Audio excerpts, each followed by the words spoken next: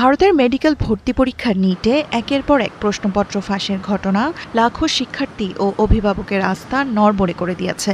পরিস্থিতি এতটাই গুরুতর হয়েছে যে দেশজুড়ে বিক্ষোভের পর সরকার পরীক্ষা ব্যবস্থায় বড় ধরনের পরিবর্তনের উদ্যোগ নিয়েছে। সরকারের প্রস্তাব হলো কাগজে পরীক্ষা না নিয়ে ধীরে ধীরে কম্পিউটার ভিত্তিক বা সিবিটি পদ্ধতিতে পরীক্ষা নেওয়া। যদিও বিশেষজ্ঞরা বলছেন প্রযুক্তি নিরাপত্তা বাড়াতে পারলেও সব সমস্যার সমাধান করতে পারে না।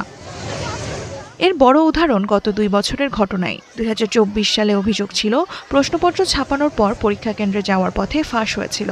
আর 2026 সালে অভিযোগ ওঠে প্রশ্নপত্র পরীক্ষা কর্তৃপক্ষের ভেতর থেকেই বাইরে চলে যায়। অর্থাৎ নিরাপত্তার দুর্বলতা ছিল সম্পূর্ণ ভিন্ন জায়গায়। বিশ্লেষকরা আরও বলছেন প্রযুক্তি প্রশ্নফাঁস কমাতে সাহায্য করবে ঠিকই, কিন্তু মূল সমস্যা আরও গভীরে। ভারতে লাখ লাখ শিক্ষার্থী পরীক্ষায় অংশ নিলেও সরকারি মেডিকেল কলেজে আসন খুবই সীমিত। ফলে ভালো ফলের জন্য তীব্র প্রতিযোগিতা তৈরি হয়, আর সেই সুযোগেই গড়ে ওঠে প্রশ্নফাঁস চক্র। কাজেই শুধু অনলাইন পরীক্ষা নয়, পরীক্ষা ব্যবস্থায় আরও স্বচ্ছতা, নিয়মিত অডিট, কঠোর জবাবদিহি এবং একাধিক মূল্যায়নের সুযোগ তৈরি করতে হবে বলে মনে করছেন বিশ্লেষকরা। সংশ্লিষ্টদের মতে পরীক্ষায় সবার জন্য সমান সুযোগ নিশ্চিত করা, দুর্নীতি রোধ করা এবং শিক্ষার্থীদের আস্থা ফিরিয়ে আনতে হলে প্রযুক্তির পাশাপাশি সুশাসন ও শক্তিশালী ব্যবস্থাপনাও সমানভাবে জরুরি।